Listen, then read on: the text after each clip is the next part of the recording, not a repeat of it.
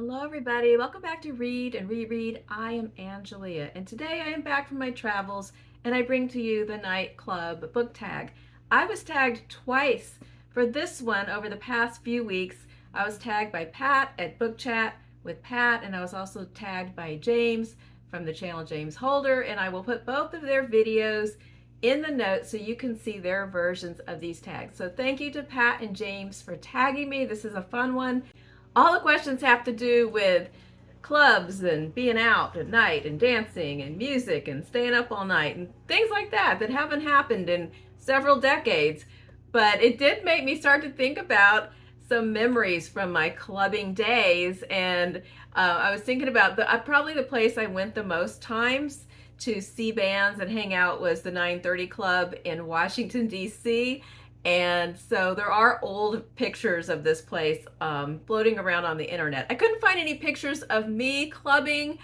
The closest I could get was this weird one, and I tried holding it up and it was a glare, so I'm just going to insert it. But I don't know what's going on, but that would be the era. I think I'm about 20 in that picture, and we just didn't document things the way we do now, and in many cases that's actually a blessing. But I actually, if the video was just tell a bunch of stuff that happened to you when you went out to a club, that could be like a 30-minute video of odd events, but that's not what the questions are about. These are about books.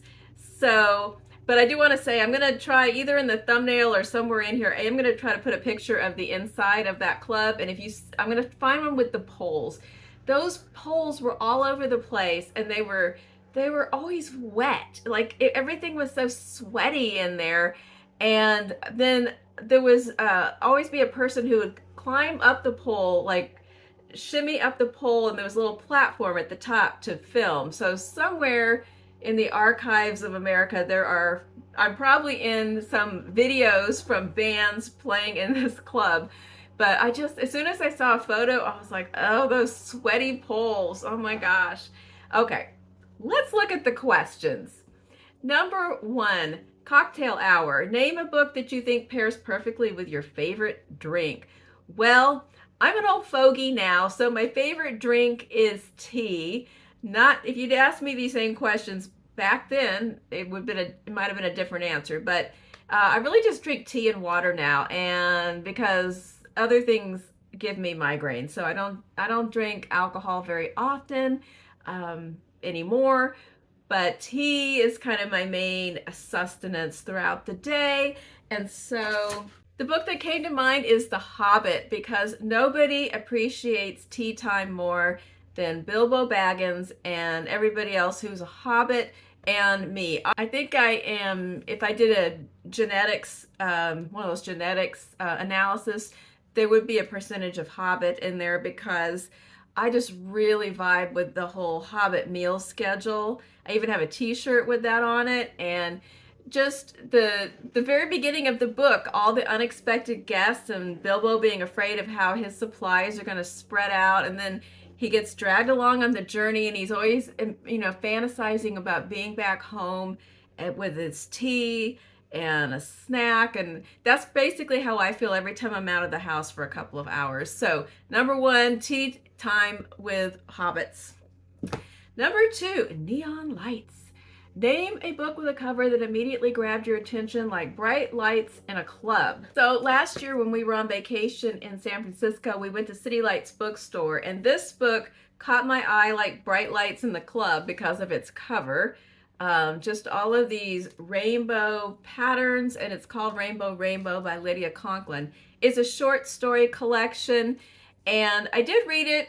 It wasn't my favorite book of the year, but there were a couple of good stories in it.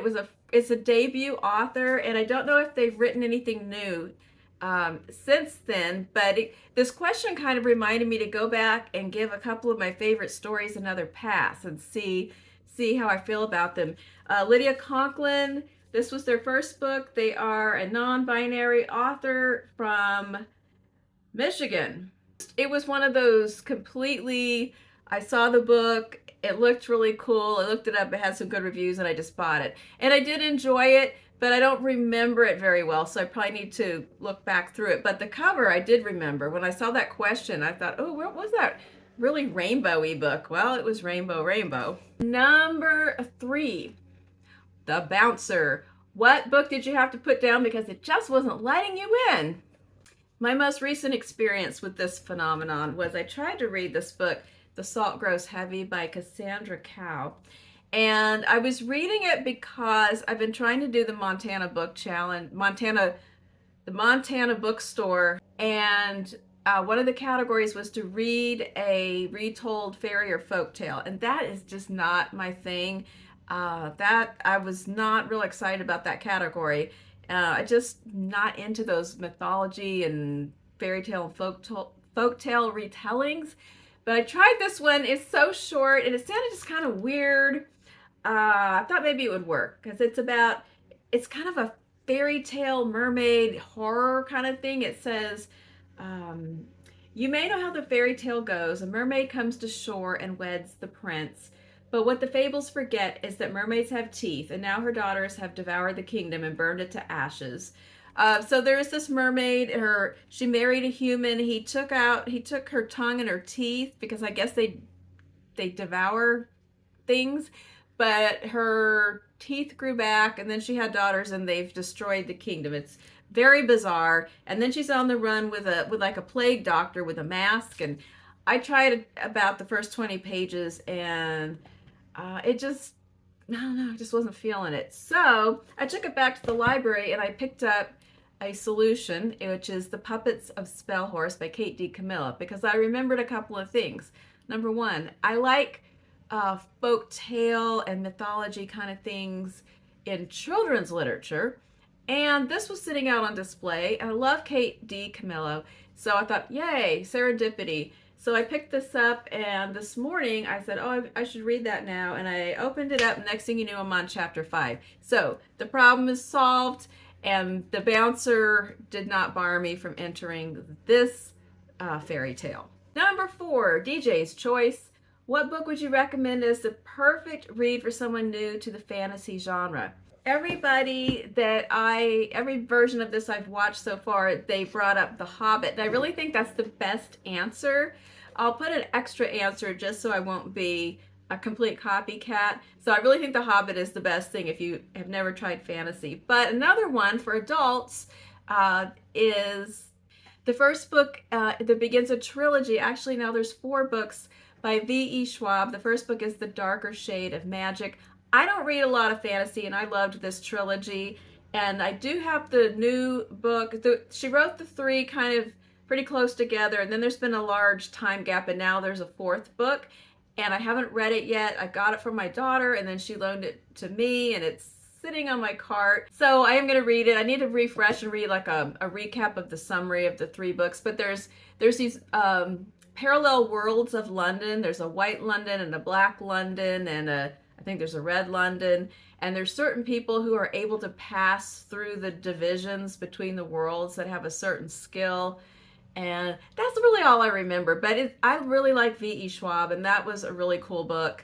And like I said, I'm not a big fantasy person, but I really just bought into that world and really enjoyed the characters and the plot of that trilogy. I made it through 3 books in a row in a fantasy series, so that's saying something. Number 5 is Disco Ball. Name a book that made you feel like you were part of a vibrant, glittering world. Okay, we have to travel back in the past for this, and it's The Great Gatsby. And really, it's The Great Gatsby the first 1 or 2 times that I read it, because I've read The Great Gatsby many times beginning in high school. And when I read it now, that's not what hits me. The 1920s and Gatsby's parties and all that, that's not really what I'm thinking about now. But when I first read the book, that's the glitter that drew me in. The beautiful parties and the Gatsby's home and the people just wandering around his house, and then the grounds and the pool,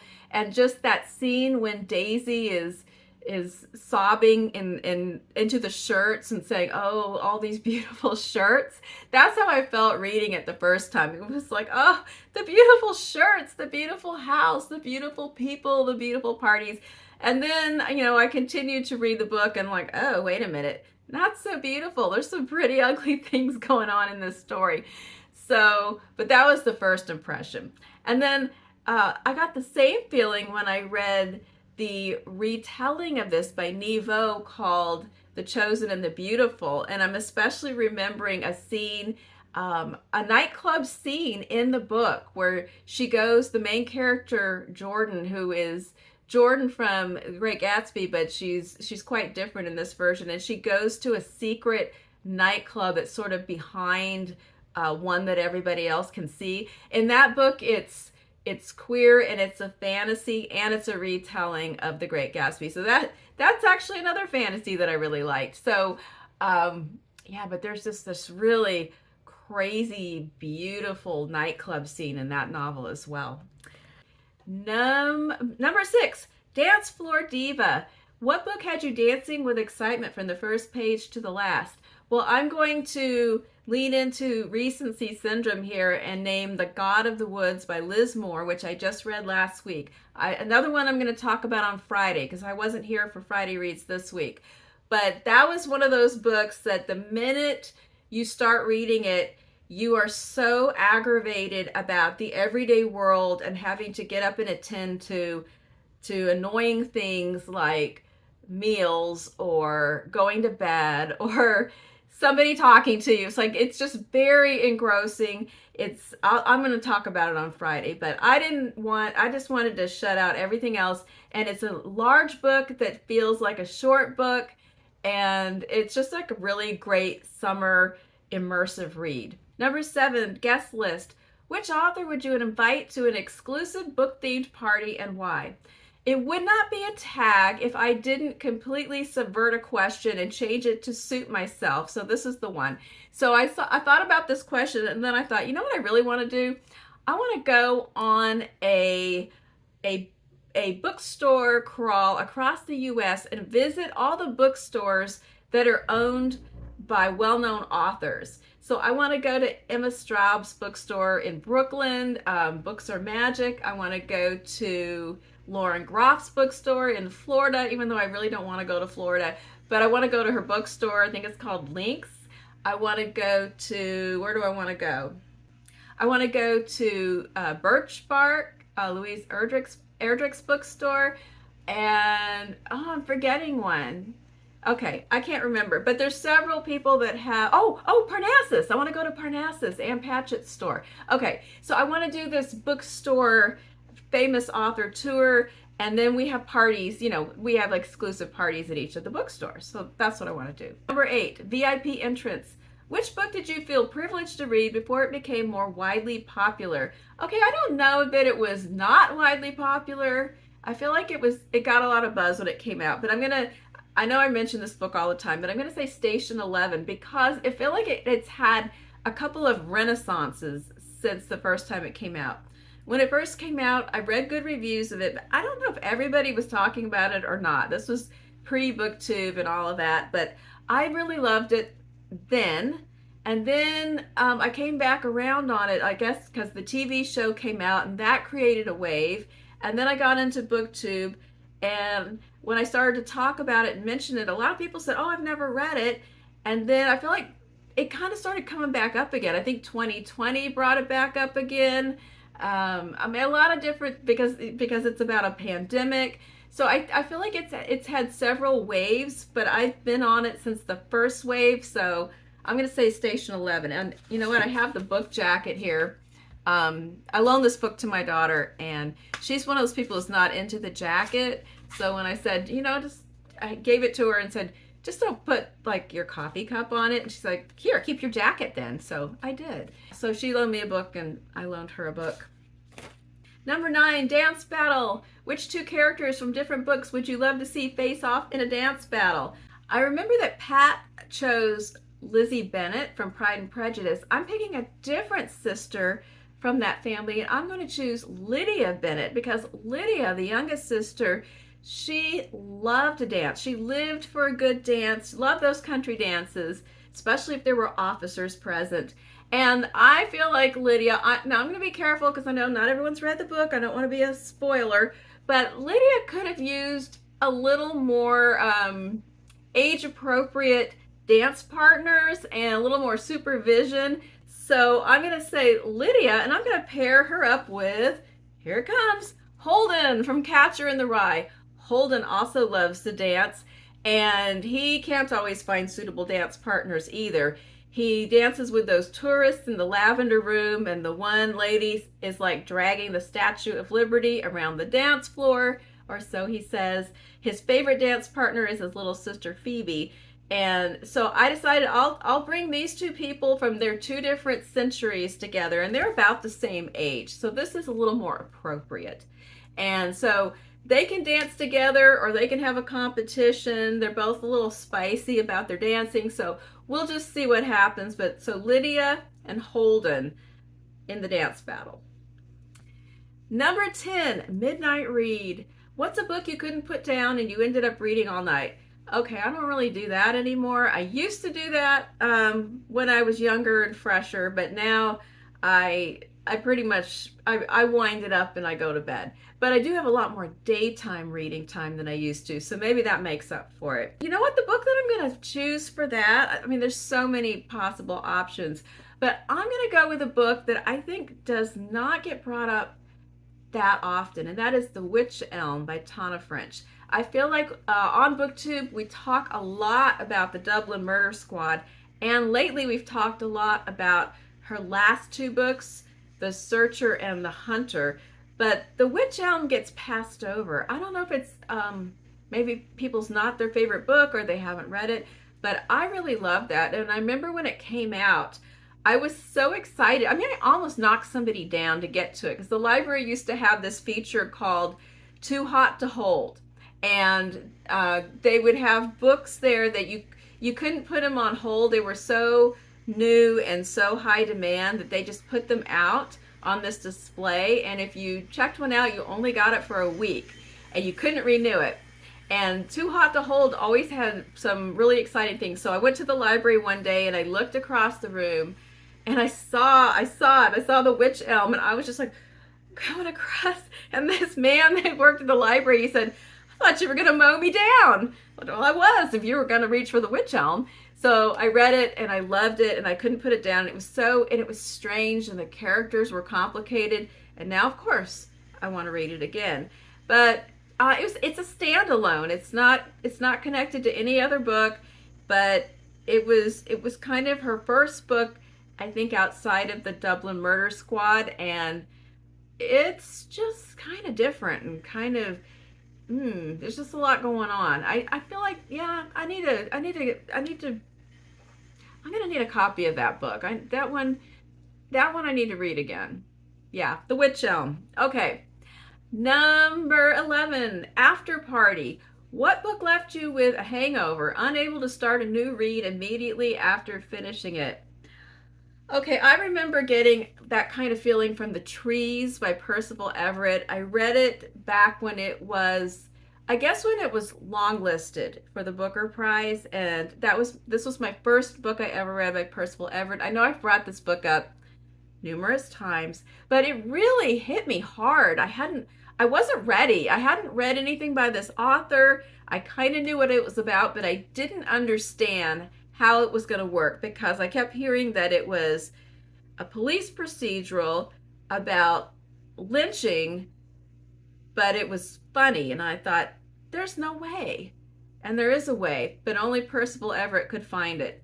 And the book just did me every which way. And even thinking about it now, it's kind of like Handle with Care. And it opened me up to a new author that's now one of my favorite authors, and I am working my way through other books by Percival Everett, and I have not yet found one that I thought, well, I wish I hadn't read that. So, but this was the gateway drug of it all. And when I finished with it, I just had to sit with it and think, and then I kept opening it again and looking at certain parts of it. So it's one of those kind of books. Late Night Conversations. What book left you thinking deeply or wanting to discuss it with others late into the night?